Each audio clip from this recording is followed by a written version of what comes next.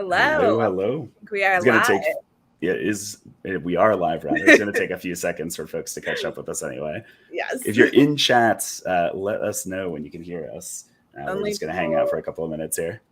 Only the real ones will get this this first few seconds of content. This is true. This is true. How's your morning been? Oh, my morning has been good. And John coming in clutch here. We love it. Hello, John. Mary and I are going to hang out. Oh my God, it's Ryan and it's Mary and not Mary. Incredible. Thank you. That's how we're very formally known. This is true. This is true. We're going to hang out for a couple of minutes. We're going to have our 2023 Hackathon season kickoff coming up shortly. We're going to have Swift, our CEO and co-founder, coming on to talk about all sorts of things about the season, make a bunch of announcements, share some really inspiring stories from the community. But we're going to do some fill and just let folks roll in here for a couple of minutes. So if you have any questions, if you want to just hang out with us, we're just going to give it a couple of minutes. Yeah. Which announcement are you most excited for? Probably. I mean, I always like the mascot. I feel like people get into the mascot the most. Yeah. I think every announcement is awesome, though, which is like, unsurprisingly that I'm going to say that. But I think I'm most excited for the community's reaction to the mascot is probably the safest way to say it. Yeah. Hey, everyone. The mascot is amazing. Ryan and I are also going to show off some swag later with the mascot. So everyone stay tuned for that as well. John, I love that he's so in character here. To be clear, John 100% knows who the new mascot is, but he's just committed to his role. We love to see that dedication. I like the concept though of it like staying secretive within MLH as well. Like no one knows aside from Victoria. Next year until we reveal it. It's actually just Victoria. She's the only person who knows. Yeah. Even Swift is revealing it live on stream for the first time. He's never seen it before. Yes. I love that. We hire someone to go into his slides and add it in. Yes, exactly. So they don't see it. Yeah. Fully blind. I love it. Any hints? Our hint is it begins with a G. Oh, we're on the same wavelength. I was going to make the exact same joke. I love it. Love it. We really do. Gazelle the gazelle. Nice. Let's give it, we'll give it one more minute here, folks, and we'll start right at like 10:05. Might be a second or two after that because of stream delay, but we'll start right around 10:05. That works with everyone at home. Yes. How was Init yesterday? How did you feel like it went? And it was good. We have so many new folks at this Global Hack Week, which has been really cool to see. Jacqueline and I got to hang out on the stream yesterday. We ended up doing basically an impromptu internship and interview advice session on the stream, which was a lot of fun. Jacqueline had a ton of really good tips over there. So yeah, and it is good. I'm curious who all here is just joining for the keynote versus hacking at Init this week. Yeah, I'm curious about that breakdown. Yeah. That's a good point. That is a fair point. All right, well, let's go ahead and bring Swift on here for a couple of seconds, and then we'll hop off stream and let him do his thing. So without further ado, hello. Hello, friends. How are you? Hello, Swift. How's it going? Good. I'm excited to be here. Yes. Very excited. How's Init treating both of you? It's good. I'm feeling a little sick personally, so Mary is being a champ and covering for me, but we're making it work here. So. We are. For the folks at home, do you want to tell everyone who you are, Swift? Yeah, well, I'm Swift. I'm the CEO and co-founder of Major League Hacking.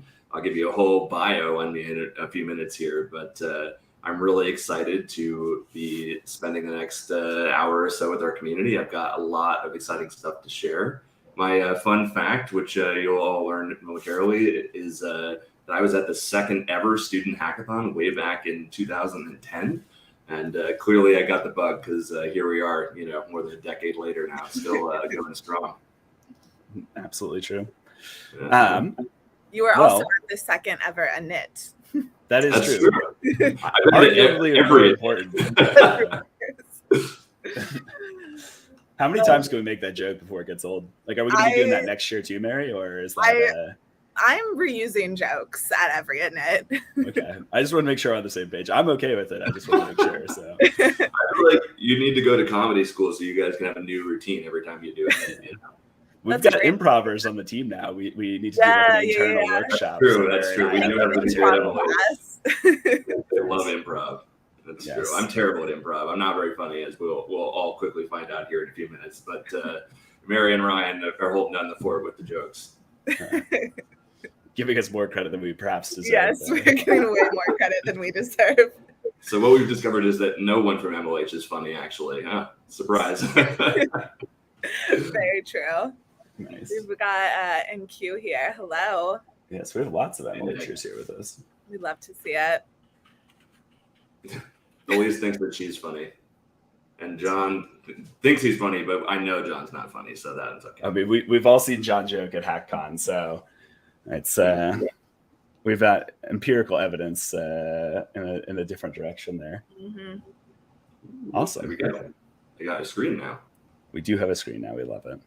All right. Well, why don't me and Mary get out of here and let you do your thing, and we'll be back at the end for a Q&A. Sound good? Amazing. Cool. All right. Bye, friends.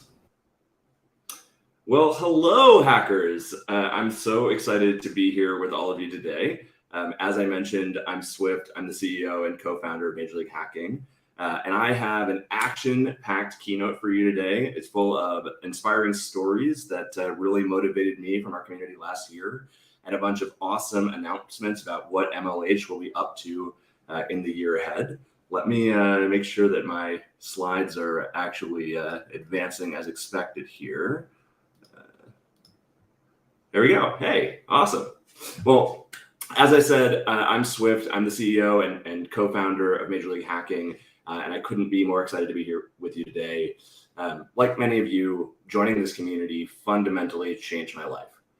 Ever since that day, more than a decade ago, I've been doing basically everything in my power to spread the word about what it means to be a hacker and to enable anybody in the world to become one.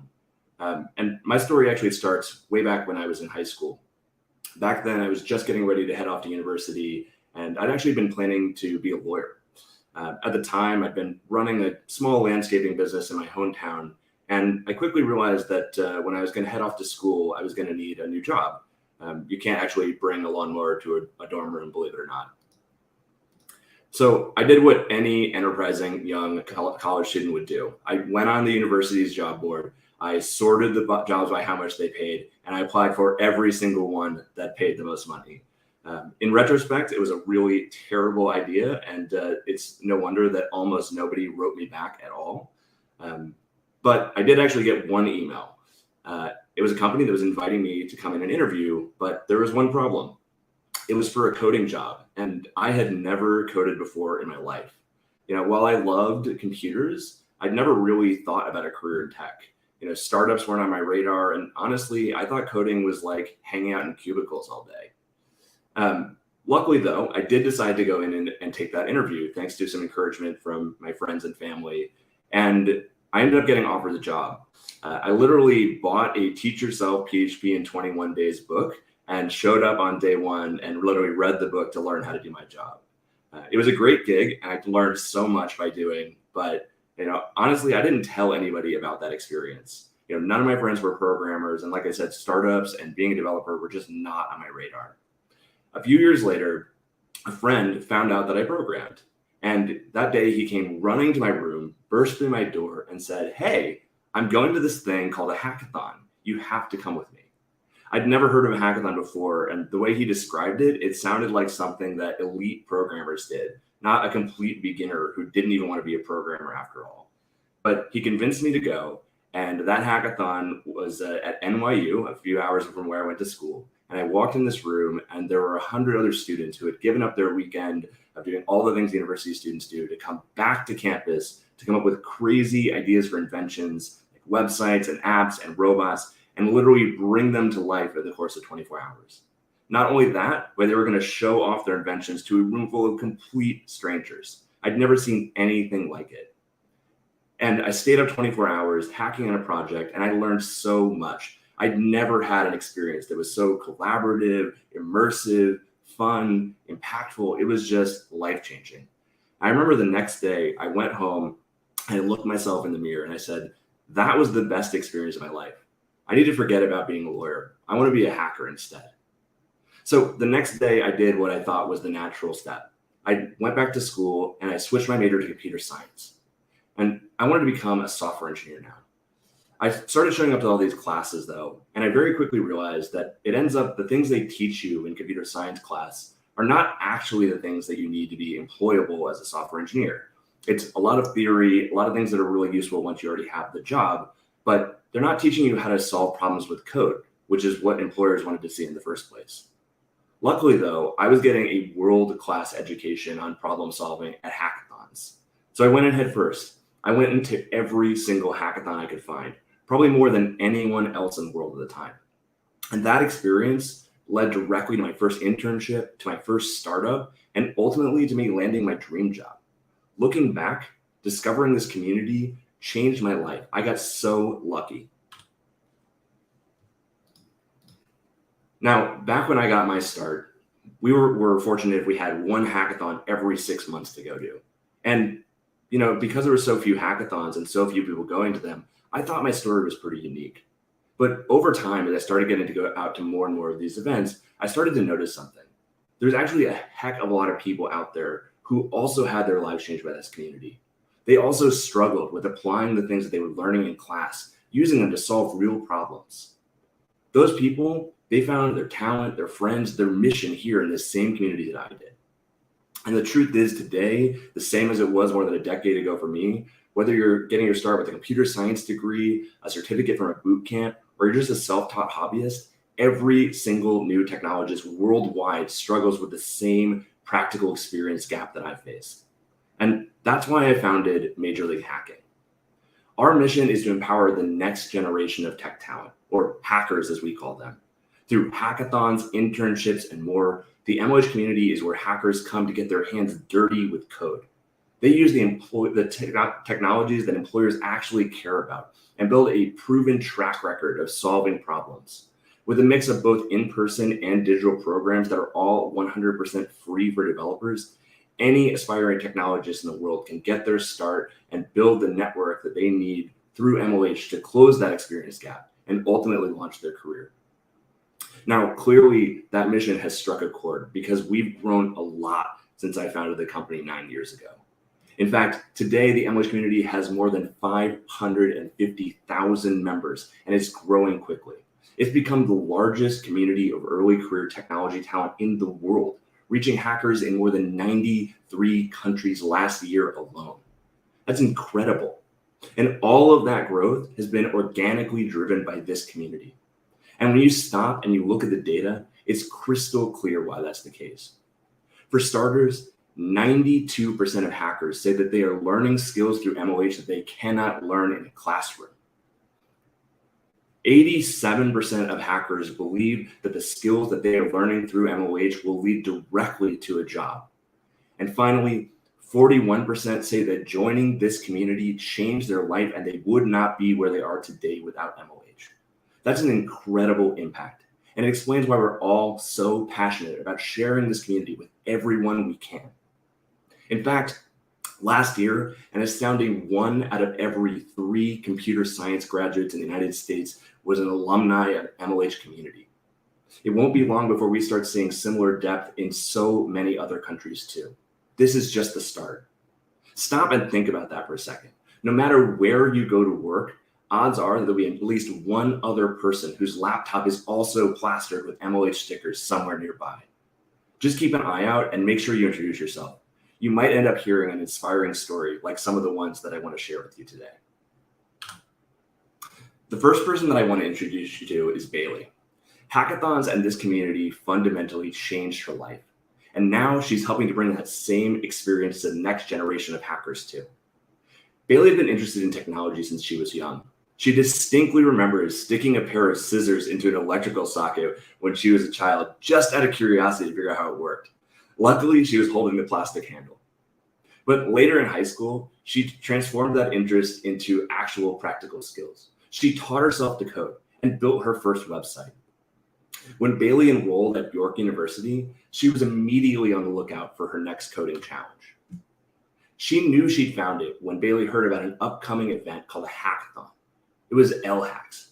She'd never heard of a hackathon before, but it sounded like the perfect place for her to apply her skills. That was Bailey's first introduction to the MLH community, and she was immediately hooked. After joining the MLH newsletter, Bailey heard about an upcoming event called Local Hack Day, which many of you now know as Global Hack Week. It was described as a week-long celebration for hackers. Reflecting on how much she'd learned in a weekend at a hackathon, Bailey could only imagine what she'd get out of an event that was more than twice as long. She quickly registered and joined a guild, which is a group of hackers who participate in the event together. There, she made friends with hackers from all around the world, other countries like the US, India, and the UK. During the event, she got to experiment with technologies ranging from AI to data visualization and web development. It was so amazing. With an expanded friend group of hackathon enthusiasts, a bunch of new technology under her tool belt, Bailey started attending every hackathon she could find. Now she's transitioned to organizing hackathons too. She joined the organizing committee of LHacks, her first hackathon, and she's also organizing UHacks, where she's introducing new hackers to the MLH community and the life-changing magic of hackathons. When Bailey attended her first hackathon in the winter of 2020, the MLH community was experiencing a major shock. COVID had just hit the scene, and a cascading wave of cancellations was hitting hackathons all across the MLH network. Now, this may come as a surprise to many of you, but prior to 2020, there actually were no MLH digital events at all. In 2019, our community hosted more than 1,200 hackathons, workshops, and meetups. They took place in person all around the world on university campuses. But when the pandemic hit, we had to make what at the time was a very difficult decision to bring the MLH community entirely online. At first, we weren't sure what was going to happen. How would the community respond to this new and completely untested format? Looking back now, though, the benefit was obvious. Previously, the stars had to align for you to get started with MLH. You had to know about the event, have the ability to get there, have time off on the weekend, have the confidence to show up. But now, anyone in the world, no matter who you are and where you're located, can join our community literally any week of the year. By offering at least one digital MLH event every single week during the pandemic since the beginning of 2020, we radically expanded access to the MLH community. Not only were we able to serve all the hackers who were stuck at home due to COVID, but we could also democratize access to these types of life-changing experiences that Bailey and I both had to hackers who previously never had access. Now, that brings me to my first set of announcements of the day. Now that in-person events are starting to return, it's time for us to start rethinking our digital hackathon strategy. As I've already said, MLH is committed indefinitely to continuing to offer at least one digital event every single weekend of the year. But that's not enough. We need to make it even easier for new hackers to join our community through these events. And that's why I'm excited to announce that MLH is doubling down on digital events. For starters, we're going to begin offering at least 2 digital hackathons every single weekend, starting at different times to make sure that we can accommodate hackers from all around the world. Previously, to do this, we effectively ran every single part of the event multiple times in a row throughout the course of the same day. It's not just new hackers that get confused by the fact that there's 3 opening ceremonies during a digital hackathon. By running multiple hackathons during the weekend with different start times and themes, we can make the events easier to understand while simultaneously expanding opportunities for hackers to learn and work on interesting projects. In addition, we're continuing to invest resources in making MLH digital hackathons the best possible experience. This season, you can expect to see additional prizes, activities, and swag all throughout the weekend. We're going to continue to codify all of our learnings into best practices that we can share with the entire community to improve the experience at digital hackathons all around the world. Now, weekend-long 24-hour hackathons aren't the only way to join the MLH community digitally these days. As we heard in Bailey's story, she really got her start with MLH through an event that some of you may have heard of before called Local Hack Day. Now, we started Local Hack Day as a way to bring together hackers from all around the world to celebrate being a part of this community. In fact, I'm pretty sure that I saw Shai in the chat. He's the person who actually came up with the idea for Local Hack Day way back in 2014. Now, back then, we would work with university leaders all around the world to organize hundreds of simultaneous 12-hour hackathons on their campuses. But that wasn't feasible during the pandemic. So we decided to experiment. We brought the event online and extended it to a week. We started focusing on enabling hackers to get their hands dirty with lots of projects rather than just one. And after seeing the success of the new format, we realized that maybe a name change was in order. So no matter how you slice it, Local Hack Day wasn't really just a day anymore. Hackers from around the world were literally coming back every single day for a full week to compete in new challenges with their friends. So we renamed the event to Global Hack Week. It has a nice ring to it and makes a lot more sense, huh? Last year, we ran 4 Global Hack Week events. Each of them brought together thousands of hackers, and they loved the experience. We heard about the connections you made with community members from all around the world, how much you learned, and how much fun it was. You couldn't wait 3 months to bring your friends along to the next event. The community clearly wanted more, and that's why I'm excited to announce that we're going to give you just that. This year, we're expanding Global Hack Week from 4 to 6 events. We'll be running a Global Hack Week every other month, starting this event in NIT, our season kickoff. We'll be introducing new themes to inspire you to learn, build, and share with your friends, creating opportunities for you to get together with your guildmates throughout the course of the year, and investing in even better challenges, speakers, and giveaways. We'll be opening up registration for the next 2 events soon. Keep an eye on ghw.mlh.io for details. So yeah, there's a lot going on in the digital world for MLH. I'm really excited about our team's commitment to continuing to democratize access to this community, and I hope that you all are too. In addition to creating compelling digital spaces though, MLH needs to start thinking about bringing our community back together in person as well, which brings me to our next story. The next person I want to introduce you to is Jay. He's a prolific hacker and organizer who's been sharing his passion for this community with everyone he can. Jay's journey into tech wasn't smooth sailing though. Where he grew up in India, there wasn't much of a tech community, and most people weren't familiar with hackathons. After teaching himself some basic web development, Jay decided to attend a local meetup where he'd be able to meet other hackers like him. But when he got to the meetup, Jay was super embarrassed to find that he was the only non-professional developer there, and he was the youngest by a wide margin. Luckily though, the organizers convinced him to stay and introduced him to some of the other attendees. They made him feel welcome and pointed out that your education as a developer never ends. It doesn't matter how old you are or where you are in your career. If you want to stay up to date, you have to always be learning and experimenting with new technology. They encouraged him to seek out a campus community of developers when he started university in a few months, and to bring his new friends to the meetup in the future too. Unfortunately though, when Jay got to campus, he realized that no such community existed. Luckily, he was in the perfect position to start one. After attending a few classes, Jay quickly realized that they were teaching a lot of fundamentals in theory. It was a far cry from the practical web dev experience that he taught himself. After talking to some of his classmates and seeing their potential, Jay saw an opportunity and jumped at it. The first event at his new community would be a coding bootcamp, focused on teaching the hackers something practical that they could use right away. He decided to use Flutter to teach them how to build applications. For most students, this was their first time making a real app using a modern technology, and it opened up a whole new world for them. Looking for more opportunities to gain practical experience, Jay quickly discovered hackathons and started participating in them with his community. In the last 2 years alone, he's attended more than 45 hackathons. That's incredible. In addition to learning a ton of new tech skills, Jay was also able to learn and improve his English through hackathons just by chatting with other hackers throughout the course of the event.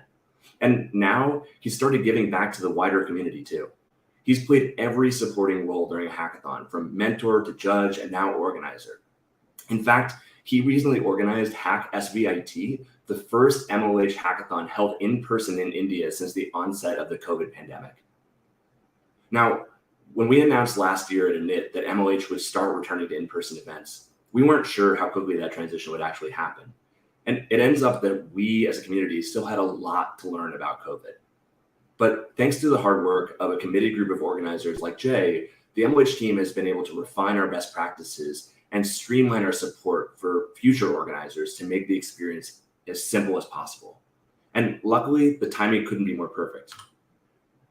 As long as COVID safety precautions are in place, 82% of the MLH community feels comfortable attending in-person events with more than 250 participants starting this fall. That's a really strong signal that we'll start seeing a meaningful number of in-person hackathons beginning in September. And the demand from hackers and organizers when you talk to them is palpable.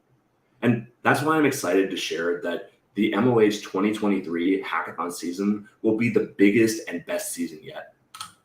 We're growing the league by more than 50% to more than 265 weekend-long hackathons. These will all take place between today and June of 2023, both in person and digitally. We're making it easy for anyone in the community to join and participate in whatever way makes sense for their needs. Now, that's a lot of hackathons, and I bet you're just as excited about them as I am. Well, our team figured that would be the case. And so in anticipation, we've been working closely with a number of schools and the organizers behind some of your favorite local events, which brings me to my next announcement. The MLH 2023 hackathon season schedule is officially live with more than 30 hackathons that you can register for today, including many in-person experiences. These events will have all of the benefits from MLH that you've come to know and love. Prizes, software freebies, swag, mini events, and so much more. Head over to mlh.io/events to view the calendar and register for your favorite hackathons today. Now, speaking of swag, how many of you have been collecting the MLH Hackathon season t-shirts and stickers?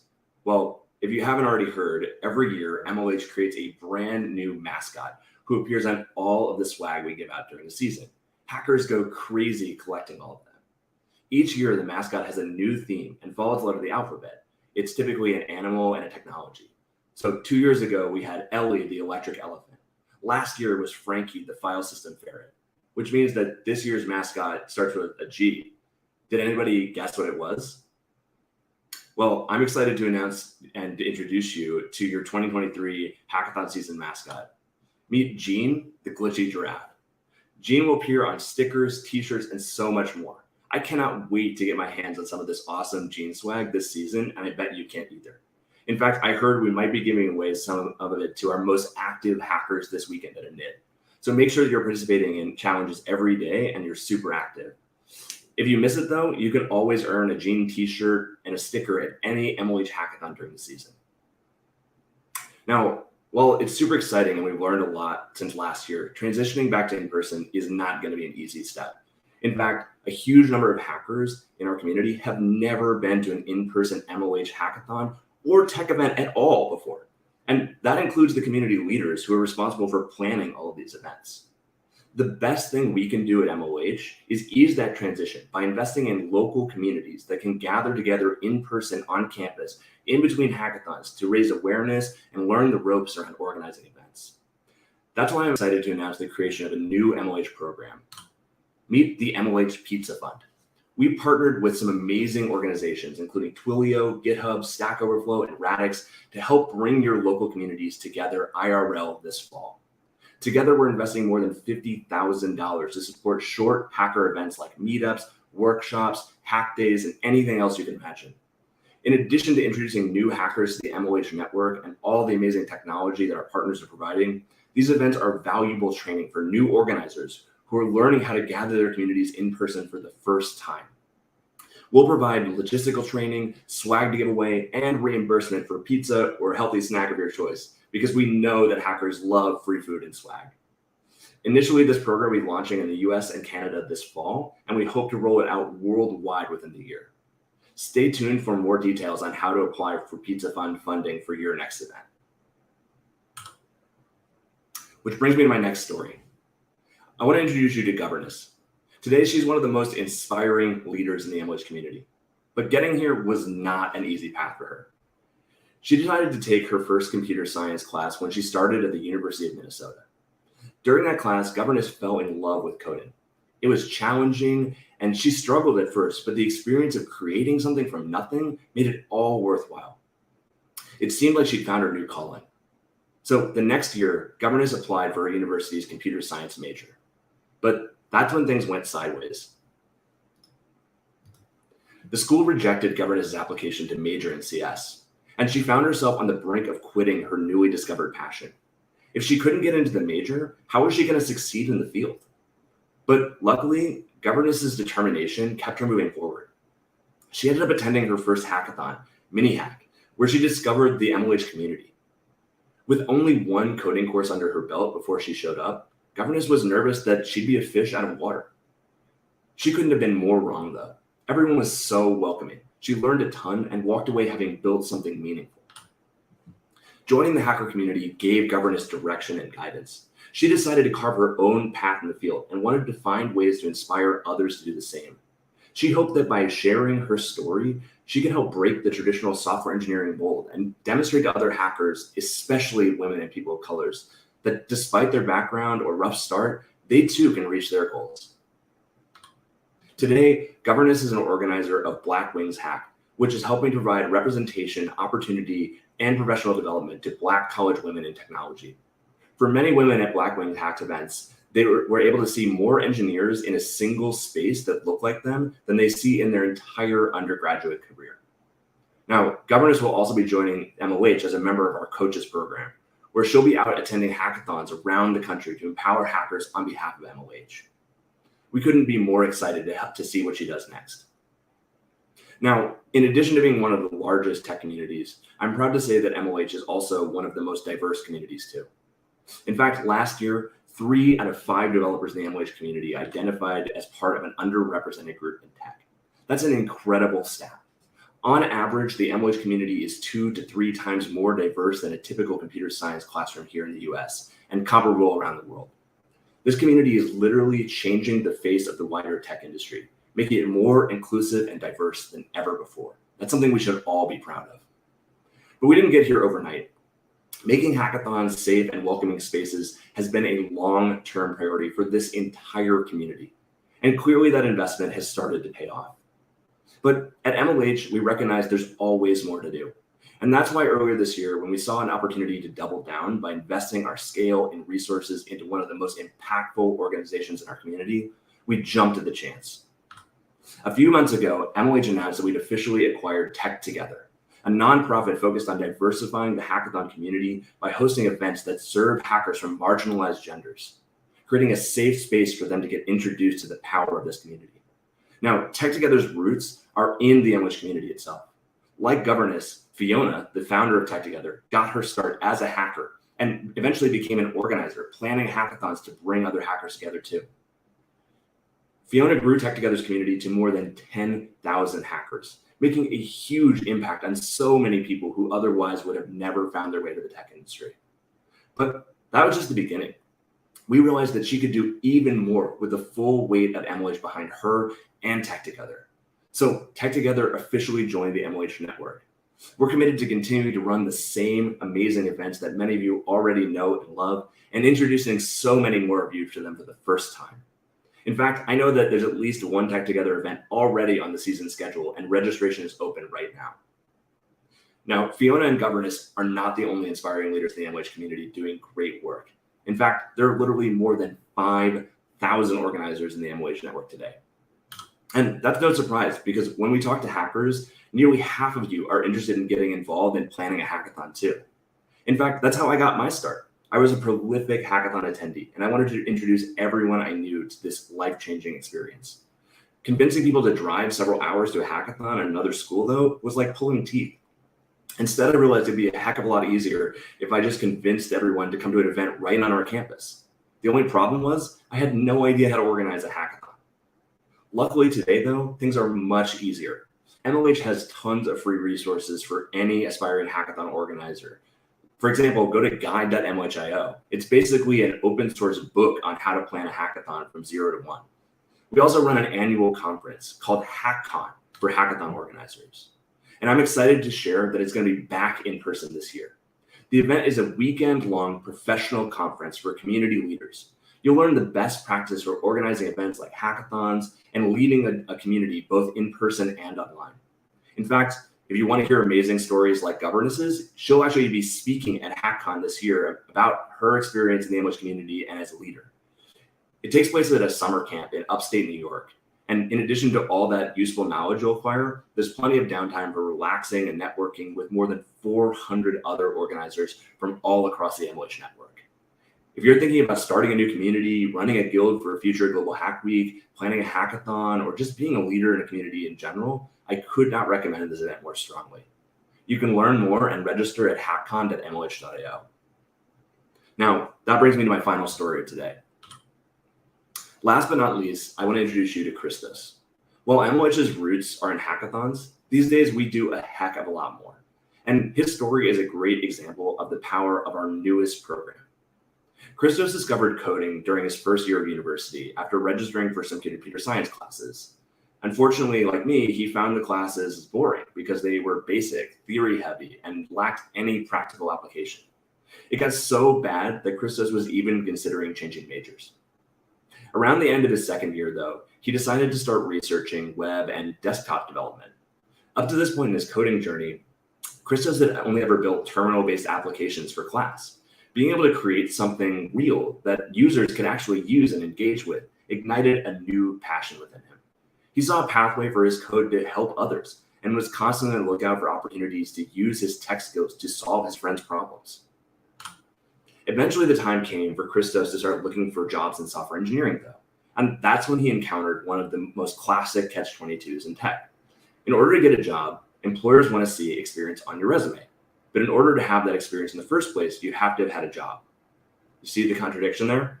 Christos needed someone who would be willing to take a chance on him and help him prove that he had the skills to solve real problems with code. That's when he discovered MLH and the MLH Fellowship. The MLH Fellowship is a 12-week remote internship alternative for aspiring technologists. Instead of interning for a single company, you can spend a semester contributing to a real-world open source project that many companies depend on. You go through the program in a small group where you experience what it's like to work on a professional tech team, complete with daily stand-ups, technical and career mentorship, and fun networking events. Your participation is sponsored by a real employer who uses the open source project that you're contributing to, and you get to meet and work with real engineers from that company. The goal is to land a great job on the other side. Oh, and it's also a paid opportunity. You get a stipend while you go through the program. After researching MLH in depth and reading all of the positive feedback and reviews from past fellows, Christos decided to apply for the MLH Fellowship. And to his surprise, he was accepted. He got matched to the Apache Ozone project, which was being sponsored by G Research, a fintech company interested in hiring hackers. Christos had never contributed to a major open source project before, but thanks to the MLH Fellowship supporting resources, he ended up making multiple contributions that actually got merged into production and are now being used by companies around the world. Those contributions made an amazing addition to his resume and led directly to G Research offering him a full-time job as a software developer where he works today. Today, Christos is still contributing to Apache Ozone too, and he's always looking for more opportunities to inspire other hackers to follow in his footsteps. I'm proud to say that Christos is one of nearly 700 graduates from the MLH Fellowship last year. These fellows have learned a ton, landed jobs at amazing companies, and made a huge impact in the open source community. In fact, collectively, they've merged more than 500 major open source contributions to projects like React, Jest, AWS Amplify, Solana, and so much more. Our fellows have learned software engineering best practices by doing and had such an amazing experience they can't help but share with everybody in the world. And it's no surprise that we get more than 10,000 applications every time we open up a new batch of this fellowship program. It's an incredibly competitive offering, and it's an amazing opportunity for so many people. Our team is hard at work expanding access to the fellowship, opening its doors to as many possible hackers as we can. In fact, we're currently running our largest class of the fellowship of all time this summer, and we expect that trend to continue. But we want to find ways to get other hackers who are prolific in the MLH community into the fellowship, people who are right on the cusp of being ready to go out and launch their careers. So we're rolling out a new program starting this fall that's going to be available at every MLH Hackathon this season. We'll be officially offering a brand new prize for all of the finalist teams at every MLH Hackathon. MLH Fellowship Fast Track Interviews. Every single member of a team that places in the top projects at any hackathon during the season will automatically receive an offer to come and interview for the fellowship, going through from the very beginning all the way through the process. Regardless of whether you're accepted into the program, you'll receive structured feedback on how you performed in that interview. You can use that information to improve if you ever want to apply for the fellowship again, or you end up applying for other jobs or internships in the future. We think it's an amazing experience. And actually, we piloted it this spring and have a number of fellows who came into this fast track program in the fellowship this summer. Expect to see this starting at all of the hackathons this fall. In addition to expanding access to the fellowship of the MLH community, we also recognize that not everybody knows what they want to do with their career. So another thing that our team has been hard at work on is expanding the tracks of the fellowship program to expose hackers to more career opportunities to consider. This fall, we actually are rolling out 2 brand new programs that are here to stay. In addition to the classic open source fellowship we already have, we announced the Production Engineering Fellowship, where you can learn DevOps and site reliability skills, and the Web3 Fellowship, where you can get practical experience building blockchain-enabled apps using open source. We have applications open for both the fall and the spring batches, and of course, there'll be another batch back next summer. You can head over to fellowship.mlh.io to apply. We have even more new tracks on the way this fall. We've been listening closely to all of you about your interests and what you want to learn. So keep an eye on the MLH Fellowship website for details. Now, clearly our community has so much to be proud of.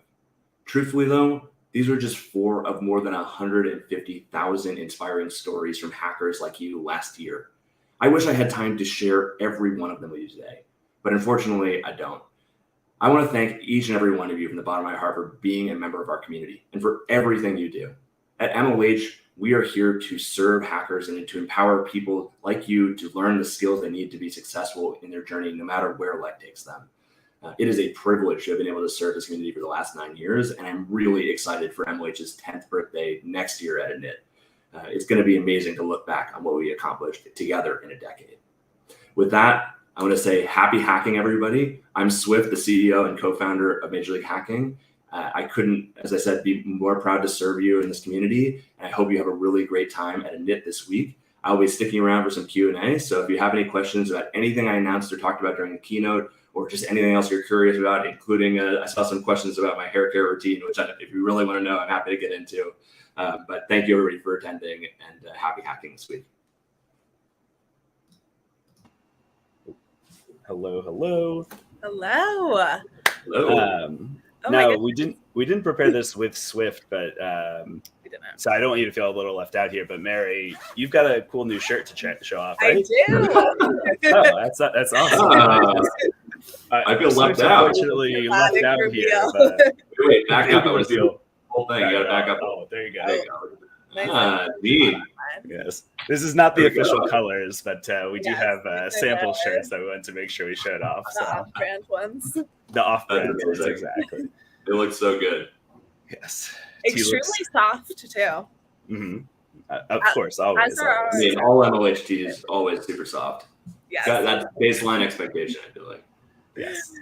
Absolutely.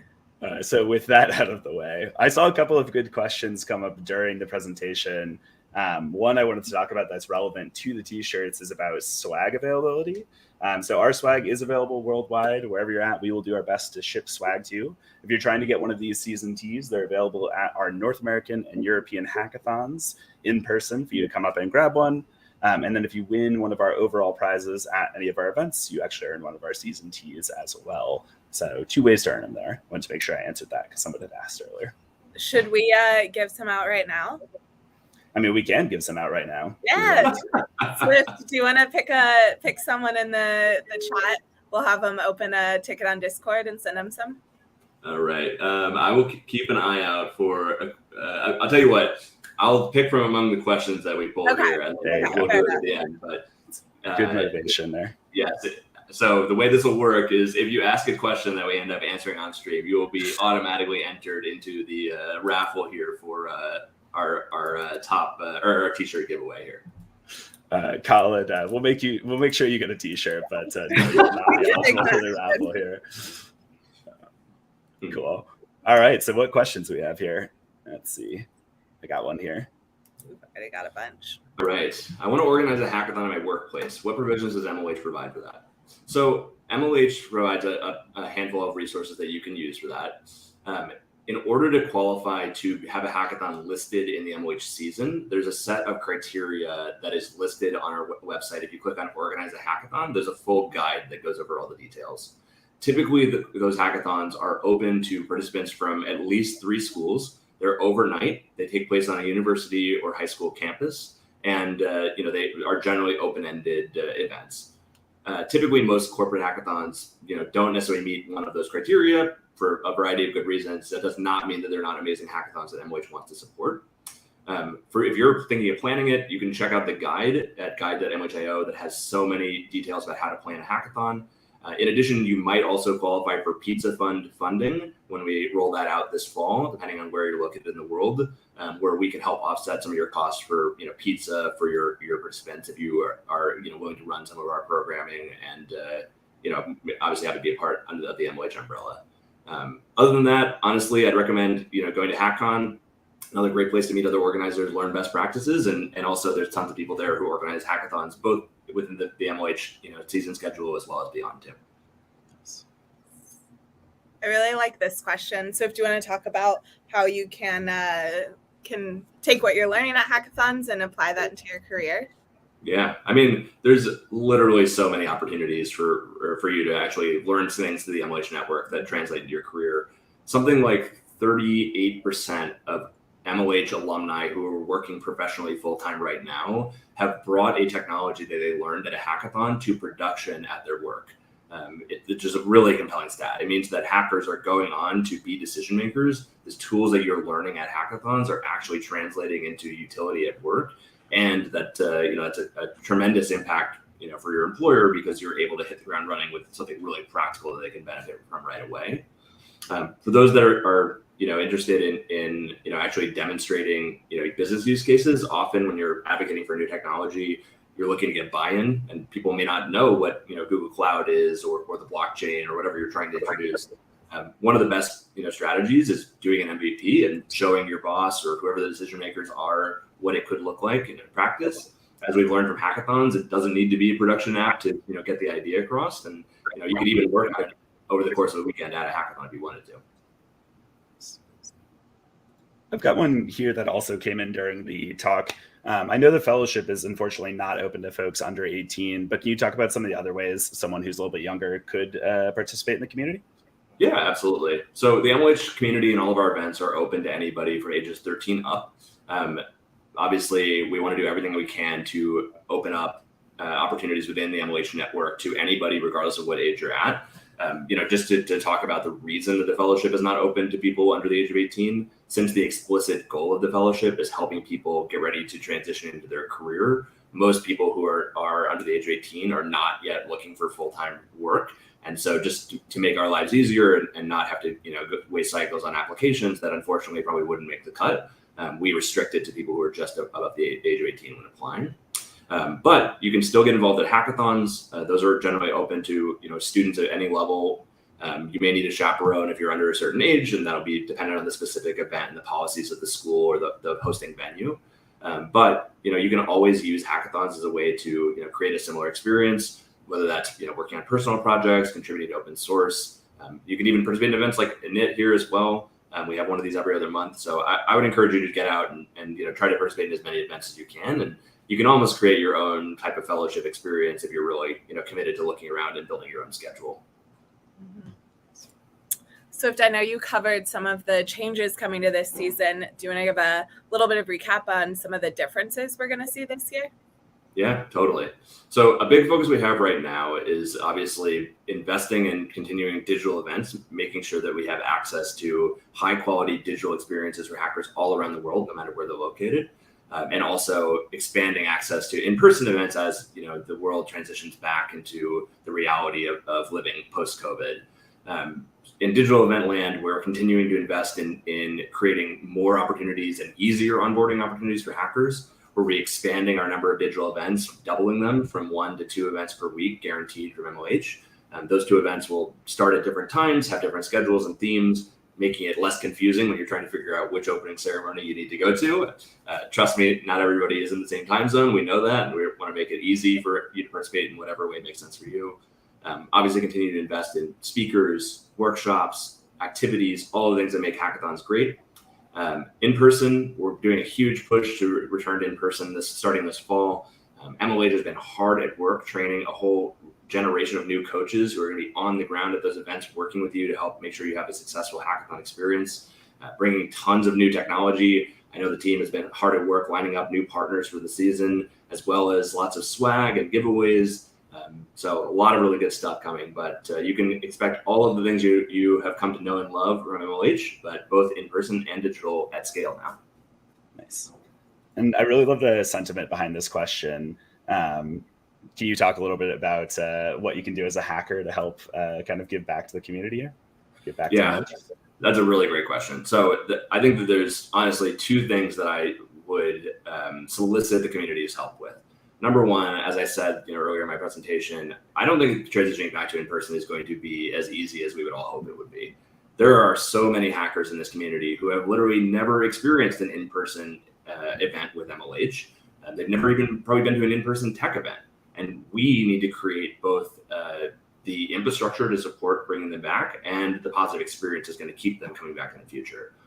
That's why we're investing in initiatives like the Pizza Fund to help fund local communities gathering for short meetups at workshops and hack days. The best thing that you can be doing on campus is organizing events, inviting new hackers to come and join you, evangelizing the life-changing magic of joining this community, and really just investing in helping getting everybody to be aware of MLH and bring even more people into the fold. I think that, of course, there's always other work that can be done out at hackathons, whether that's mentoring, volunteering, judging. We are constantly looking for volunteers to help with those things.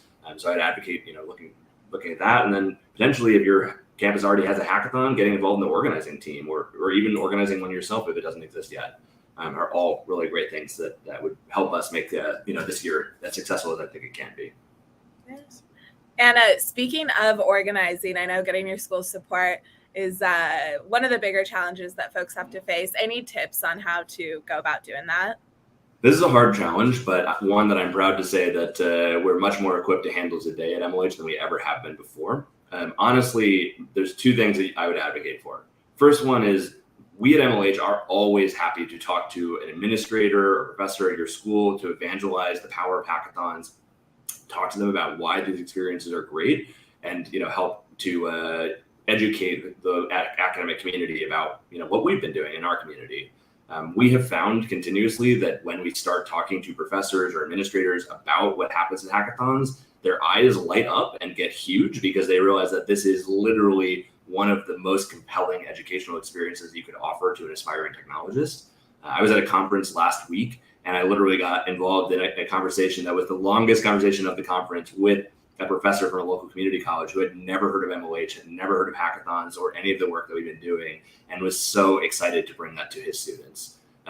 We're happy to introduce your administrators and professors to other administrators and professors from similar schools to help them, talk about the challenges that they faced and how they overcame them. And then I think the last thing I would advocate for is just putting together a really short, presentation or report that describes what a hackathon is and makes it clear why it's a valuable educational experience. We have some resources on the MLH website that are a little outdated that have some info on that, but it's something that I think our team should really be thinking about as well. But it's a really good question. Nice. This is a really good one as well, and actually not something we really talked about in season launch. This year, we're pushing events to choose either an in-person event or a digital event. Can you talk a little bit about why we're encouraging that? Yeah. So organizing a hackathon is really challenging. And it's one of those things that, as a participant, you don't necessarily see all of the hard work that goes into creating that experience. Both in person and digital is 100% true. And often when we're organizing hackathons, for many people, it's the first time they've ever organized an event like this. And it's a learning experience for them as much as actually participating in the hackathon is a learning experience for hackers. It can become incredibly challenging to focus on, an exponentially increasing number of details. And by organizing a hybrid event, what's effectively happening is you're doubling the number of logistical challenges that you're going to face while actually executing on this hackathon. You're basically running two completely independent events. And what almost always happens without a ton of diligent planning and really thoughtful strategy is that one type of participant, whether it's in-person or digital, ends up suffering due to the logistical overhead and having a fundamentally worse experience than they would if the event was just fully in person or fully digital. So right now, during this period of transition, we are encouraging organizers to pick a lane, either in person or digital, and throwing our full weight and resources behind that decision. We believe that every organizer is capable of making a really great, compelling experience for hackers, and we want to empower them to do that. And long term, as we settle into the post-COVID reality and where we actually are, we can start thinking about other ways to expand Hackathon's reach and get more people involved. But for now, we think that the best strategy to making sure that people have a really good experience and want to keep coming back to hackathons is to focus on executing one really great event rather than two. I know we've answered a bunch of logistical questions. I'd love to take it high level. Swift, can you tell us a little bit about the MLH origin story? Yeah, well, the MLH origin story is pretty funny. So I talked about how I went headfirst into hackathons and basically fell in love with this community. I landed my dream job out of school where I was hired as a developer advocate, where I was being paid to travel around to hackathons and evangelize to communities on behalf of a company called SendGrid, which is an API company. And it was literally probably the best experience of my life. I was literally getting paid to do something that I loved doing. And after a little while in that job, I realized that while I loved what I was doing, if I wanted to achieve an even larger impact, the best possible way for me to do that was to consider starting another company. So I ended up quitting my job, and I decided to work full-time for about 6 months on a startup idea, which was completely unrelated to MLH. It was actually a open source analytics library is what I was working on.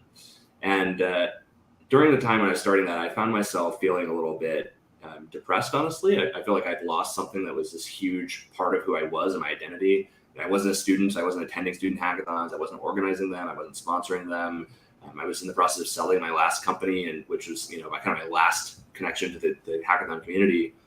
And so I decided to start MLH as a side project, that I would do on weekends as a way to stay involved in the community. And I didn't even know what I was going to do. I literally called up a bunch of hackathon organizers that I had met and said, hey, I'm going to show up at your event and doing this thing called Major League Hacking, where I'm going to act as a super volunteer and really help you make sure the hackathon is amazing. And so for 6 months, I worked full time on this startup idea and moonlighted on MLH. And after about 6 months, I almost bankrupt myself and realized I was going to need to get a job or figure something out. And I went on holiday for a week to reset, and with the plan that I would come back and apply for jobs. And when I opened up my inbox, I realized that I had about 30 schools, up from about 5, that had emailed me wanting to be a part of the MLH network. And I thought, wow, I had more traction and success literally working on this thing nights and weekends, like in my spare time, than I did full time working on this other idea. What am I doing? I love this community. I should work on this.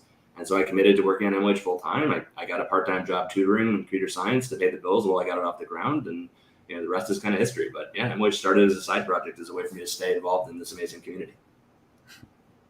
I've had a couple of different questions about India in particular as a region, and I know we have a very a growing community over there. Can you talk a little bit about some of the stuff we're doing? And I think particularly I've seen a lot of questions about in-person events in India.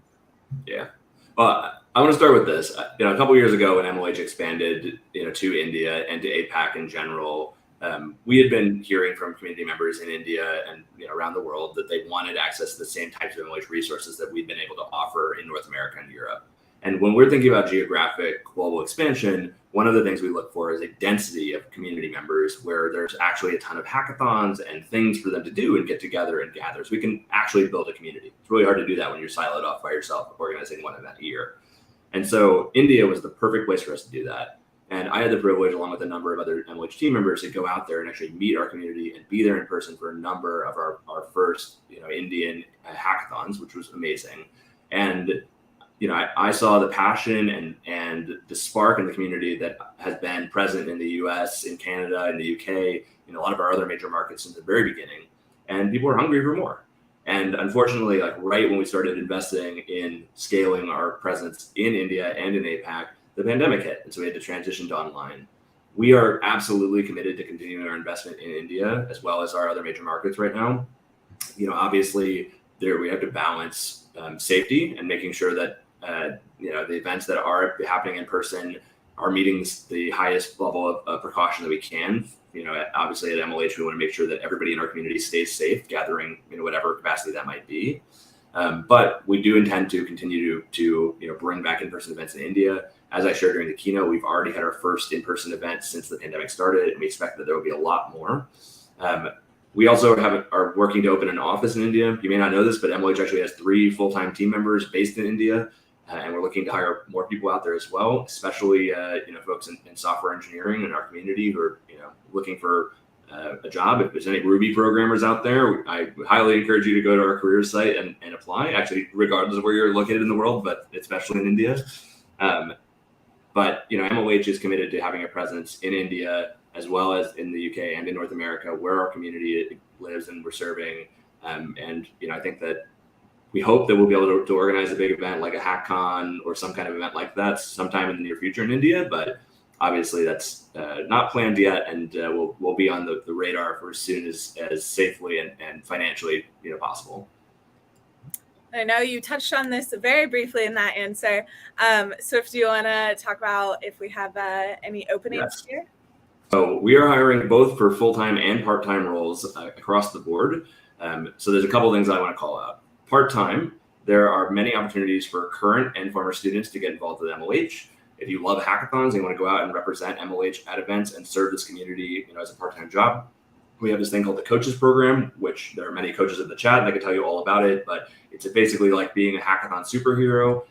No Mascot cape though, unfortunately. You show up and do everything in your power to make sure those hackathons are awesome.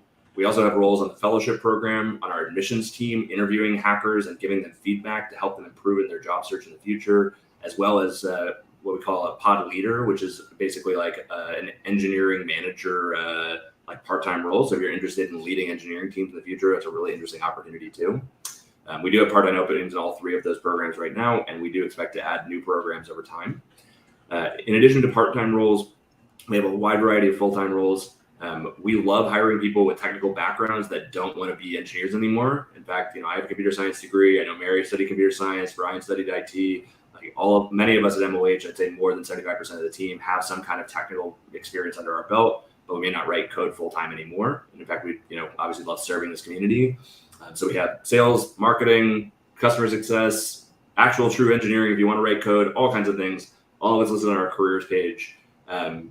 Similarly, if you run a community and you're looking for support from MLH, we're always happy to chat with you about how we can partner or work together. Obviously, you may want to work on your own community full time, which is great, and we want to empower as many people as possible to do that. So anybody who's out there serving lots of developers, we would love to find ways to work with you, maybe full time at MLH, or maybe just us helping support what you're already doing.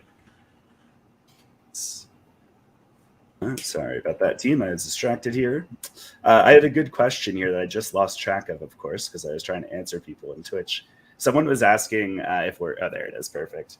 Do you feel exhausted after a hackathon? I'm really curious what your post-event routine is. I know many MLHers have one. I'd love to hear yours. Oh yeah, yes. Working a hackathon is exhausting. Everyone who does it has a story about being more tired than they've ever been in their entire life. My typical after hackathon routine these days is I go out for chicken wings. It is one of my guilty pleasures, and so if I can find a Buffalo Wild Wings or something like that around the hackathon, that's where I like to go. Though it has been several years since I've been able to partake in that tradition, I will say. But maybe I'll need to make some new traditions, and we'll see where we end up this season. Nice. Good tradition. I missed a question. I know someone had asked about workshops that we have for events, which I'd love to jump in and answer very quickly. Please. Whenever you have requests for things you want to learn from us, feel free to email our team. Feel free to post in Discord. We love hearing suggestions from the community. I apologize. I lost that person's question, though. There we go. Thank you, Ryan, coming through with the win. Throwing it back to you, though, Swift, do you want to talk a little bit about the partners for the 2023 season?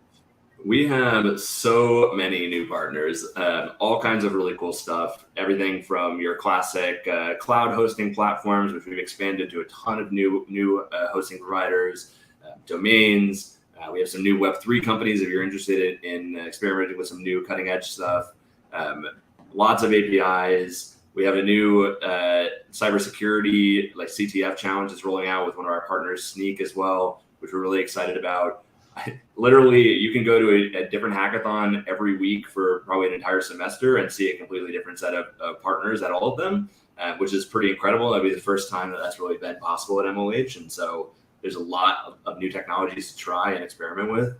I shared this stat earlier, but literally something like 38% of our community has brought technologies they learned at hackathons to their job, full time today and are using them in production. So there's a lot of value in experimenting with all these cool new things. And I'm really excited that we're able to give hackers access to such an array of new technology platforms to familiarize themselves with. I think it's going to be a complete game changer this semester.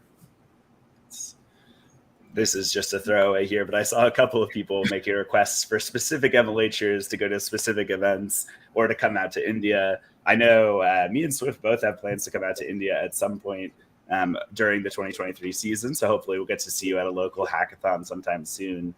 Mary, I don't know if you have any travel plans for India just yet, but we'll keep you all posted on where we're headed. You can send me there. Yes. Cool. And we have a logistics one here for Global Hack Week. And I just want to make sure I quickly say to this person, if you open up a support ticket in Discord, we'll help you out and make sure you have an extension to do what you need to do. I saw a question I really liked about just general advice for folks to just join the community. Swift, what are your top tips for that? That's a really good question. My best advice is that you should keep an open mind, be willing to take risks and try things that you feel like you might not be qualified for, and try to talk to more people than you're comfortable talking to over the course of the event. Looking back, when I got my start, I went into a hackathon. I worked on a team by myself. I used a technology stack that I was already familiar with, and I still had an amazing experience that literally changed my life. But after going to a few hackathons, I realized that one of the best things I could do was experiment with new things that I was, completely unfamiliar with or uncomfortable with, because it helped me. I learned so much in such a short period of time, and really could get exposure to a wide range of technologies and topics. And second, I made some amazing lifelong friends who are still, I'm very close with today. And many of them I have the privilege of working with at MLH through hackathons. And so, I wish I would have spent more time talking to even more people, because there's such a compelling community at these events and, in the MLH network in general. So I wish I was, keeping that open mind, trying new things and talking to a lot more people than I did. And not that I didn't get those things out of it, but if I would have known how much they would pay off in the long term, I would have doubled down or, even more, honestly. Nice. I have one here that I wanted to make sure I talked about a little bit here. Personally, I'm very passionate about registration and hacking, judging submissions, rather. I know our organizers love to create custom software. Oftentimes, though, I recommend just using something out of the box, using something that's a little bit easier to debug. I think one of the worst feelings in the world is during your 36 hours of intense focus for your hackathon, something going wrong and not knowing how to solve it. And I find that having something that's a little bit more malleable on the back end that you can work out yourself or deal with in a Google Sheet can be helpful. Of course, don't limit yourself here. If you want to make something custom, by all means. But oftentimes I recommend keeping it simple, keeping it clean, just to make sure day of you run into less issues. So personal passion there. You're going to have to excuse me for jumping in on that one. One of Ryan's many passions in life is it's true. I rant about that all the time. Hackathon software. Yes. I liked this question about how to manage FOMO with all of the emerging hackathons. I think I see a ton of hackers can't decide what they want to work on, what they want to learn. Any advice there? So, a long time ago, somebody told me this thing about books. That there's really two types of nonfiction books. There's what's called a tree book and a branch book. A tree book exposes you to lots of different topics in a single vertical. So for example, maybe you're researching web development, it's talking about databases and servers and caching and all these things in this one book. And then a branch book dives really deep into a specific branch of that. So maybe you read a book that's entirely about caching strategies or database optimization. I think the same thing is actually true in hackathon projects too. There's tree projects that you get to use a lot of different technologies and try to mash them all together and make something that looks like API soup. And then there's branch projects that focus on a specific technology and really taking advantage of that and going deep into things that make it special. I think that there's places for both at hackathons. And honestly, if you're thinking about FOMO, you're right, you can't do everything, but you could prioritize adding a couple of projects that do try to incorporate lots and lots of different technologies in them so that you can get a little taste for, a bit of everything and figure out where you want to invest more time in, doing a branch project where you focus on a specific set of technologies. I had a question about the Pizza Fund here. Can you tell us a little bit more about how that's going to work? Yeah, that's a really great question. So we still have not fully rolled it out. It is going to go live this fall. We do have a number of initial partners signed on, which we're really excited about. The model will use an application process. So you will tell us that you're planning an event and request to have access to the Pizza Fund funding as part of that event. We'll likely, similar if you've ever organized an MLH Localist workshop before, ask for some basic logistics, how many people you're expecting. If you're using some of our content, you need to confirm that you've actually gone through it and familiarize yourself with the workshops or whatever we might be providing, and then maybe some other logistical details as well. Once you're approved, we'll start by shipping swag and providing our logistical support and training for you. We do have a bunch of guides on organizing in-person events, and we want to, as one of the explicit goals of this program is helping people learn how to plan in-person events. So our team's job is to be really involved in helping make sure that you and your team are fully supported. We will be reimbursing for the food afterwards. So based on the number of people who actually show up at the event, you'll be eligible to request reimbursement for pizza or drinks or whatever other food you request based on the number of participants who actually checked in at the event. I know that we have a handful of different event formats that we're going to be playing with.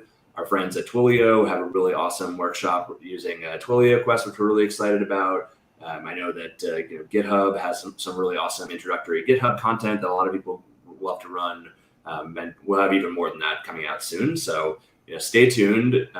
We will be starting that off, as I said, this fall in the US and Canada, and our hope is that we can expand it globally by the end of the year. But there's obviously some logistics that we need to figure out to be able to do that. Swift, I know you only have time for a couple more questions. I'd love for you to tell us a little bit more about the new prize rolling out this year. Yeah, so fast track interviews with the fellowship. Every single team member on any finalist team at any MLH Hackathon during the season will receive a credit for a fast track interview to the MLH fellowship that is redeemable within 12 months of winning the prize. What that entitles you to is that you'll get a special link where you can apply for the fellowship that's tied back to your victory at the hackathon. You will get access to the entire interview process. So you will not get cut out before you get to the end. You'll go through the full application review, behavioral interview, and technical interview. And our team will send you specific structured feedback, regardless of whether you're accepted or not, into the program that you can immediately use to improve your interviewing for other jobs or internships you might be considering.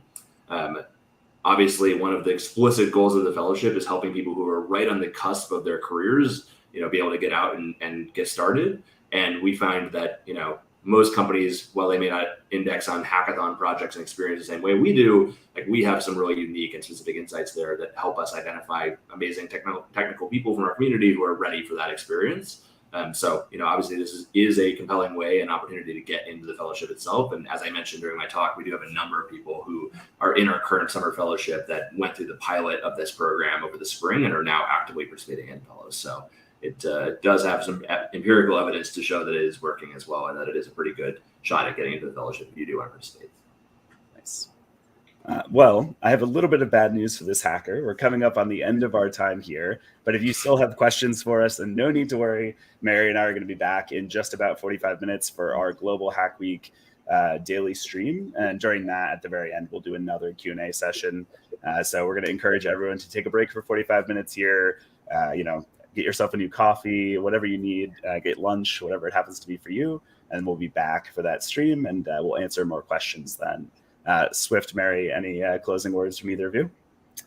I'm super excited about this season. Me too. I just want to say thank you to everybody for coming out, asking all these really thoughtful questions. We will pick some winners from some of the questions that we answered here, and in 45 minutes we can announce who we raffled off some shirts to.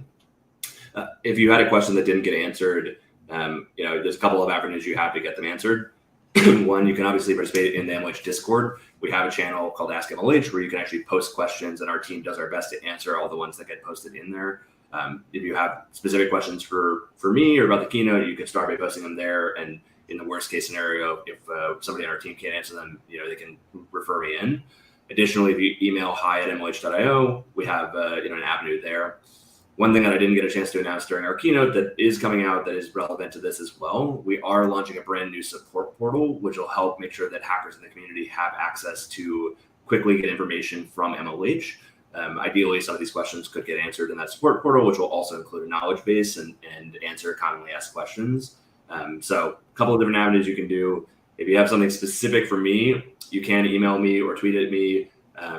I do my best to respond to every community member that reaches out, though there might be a small delay in doing that. I get a lot of email and messages, but I will do my absolute best. But thank you everybody for being part of the community. I'm sorry I didn't get a chance to answer all of your questions, but thank you for those who did ask so many thoughtful questions. And we're really excited to have you in the community and excited to see what we accomplish in the year ahead. Cool. See you, everyone. Bye, everyone.